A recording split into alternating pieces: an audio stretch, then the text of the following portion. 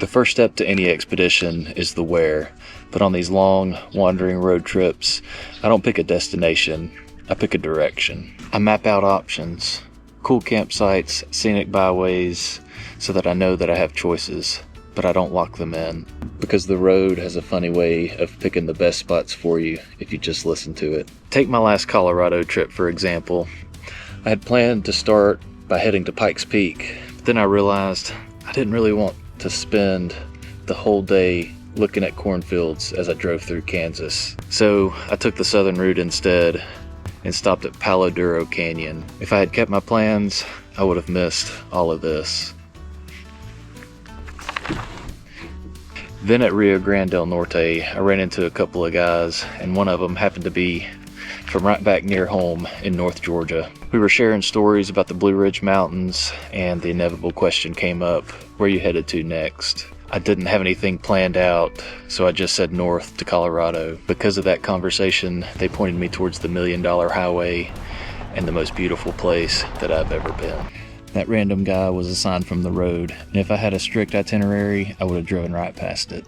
So, step 1, pick a state, pick a direction, map out your options, but let the trip decide where you end up. And now that we have a direction, let's talk about what we need to survive out there.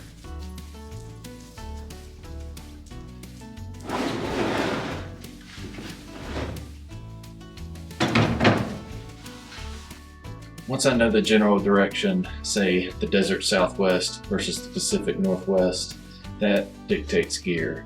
First up is food and water. Now on these long 2-week trips, I don't try to pack 2 weeks worth of food.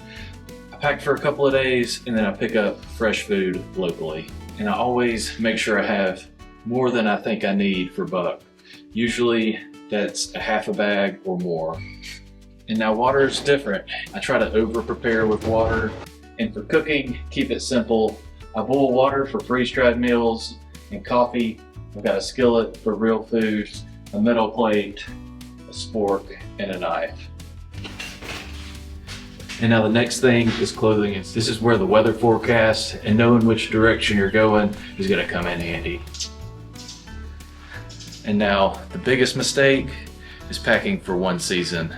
Like when I was out in Colorado, I went from 80 degrees when I was fly fishing near Montrose all the way to below freezing when I was up at altitude near Crested Butte.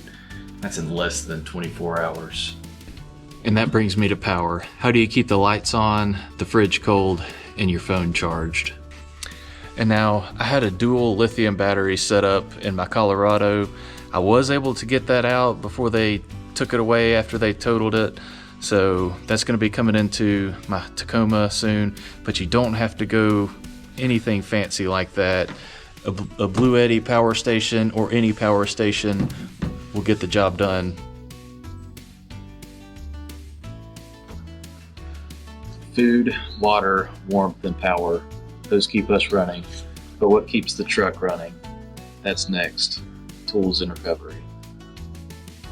When you're out there alone, you don't have a recovery vehicle to pull you out of a ditch. You're the recovery team.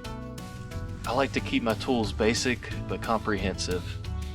I've got a tire repair kit with an air compressor, sockets, an impact wrench, a jump starter, some bits, and some drivers. If I can't fix it with that, I'm probably gonna need help anyways. And the risk is higher when you're alone, especially when you're driving some of these shelf roads in Colorado. One bad line and you could end up in big trouble.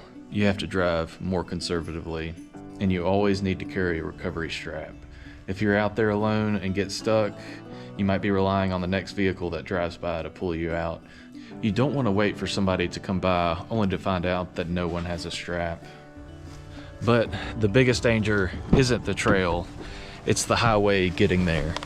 And this is non-negotiable. This is my witness. If I get in a crash or somebody backs into me in a parking lot, I have proof. I use this Van-True Nexus 2X because it's reliable and the video quality is good enough to read license plates. It's cheap insurance. I put a link to this specific one in the description, but you don't have to get one like this. Any dash cam works. Finally, the medical kit.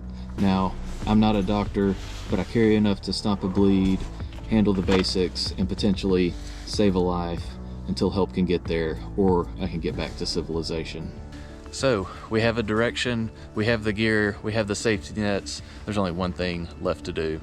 And that's the beauty of solo travel. You strip away the schedules, the compromise, and the noise. When you stop obsessing over the destination, you start seeing the journey. You find the million-dollar highways that you never knew existed.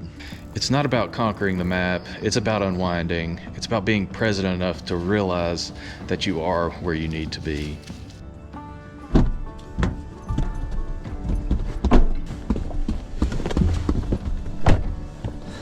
And I want to hear from you guys. If you could point your truck in any direction, north, south, east, and west, tell me which way are you gonna go and where are you gonna end up?